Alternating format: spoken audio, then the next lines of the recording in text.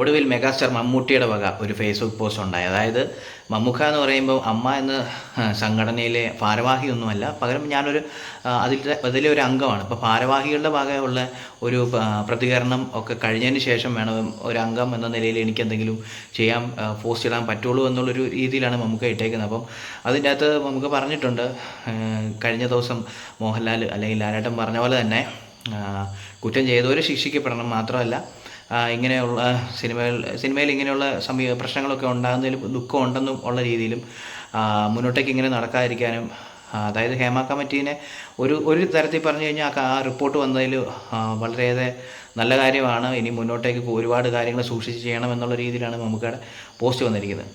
അപ്പം നമുക്ക് അങ്ങനെ ഒരു പോസ്റ്റ് ഇട്ടു. ജയസൂര്യ അതുപോലെ തന്നെ ഒരു എന്താ പറയുക, ജയസൂര്യയുടെ ഒക്കെ എല്ലാവരും കണ്ടു കാണും. ജയസൂര്യ ഒരു പോസ്റ്റ് ഇറക്കിക്കാൻ തൻ്റെ ജന്മദിനമായിരുന്നു. ജന്മദിനത്തിൽ വളരെ ദുഃഖകരമായ വാർത്തയാണ് അറിഞ്ഞത്. എനിക്കിപ്പം നാട്ടിലേക്ക് ഇപ്പോൾ ഉടനെ വരുന്നില്ല, താനും കുടുംബവും അതായത് അമേരിക്കയിലും മറ്റോ ആണ്.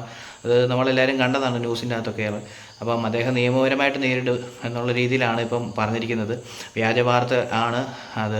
ആർക്കും സത്യം പറഞ്ഞു കഴിഞ്ഞാൽ ആർക്കും ആരെക്കുറിച്ചും എന്ത് വേണമെങ്കിലും വ്യാജമായിട്ട് ഉണ്ടാക്കിയിടാമെന്നുള്ള രീതിയിലാണ് ജയസൂര്യയുടെ വക പ്രതികരണം ഉണ്ടായത്. അപ്പോൾ എന്തായാലും നമുക്ക് കാത്തിരുന്ന് കാണാം ഇനിയിപ്പോൾ എന്തൊക്കെയാണ് സംഭവിക്കാൻ പോകുന്നത്.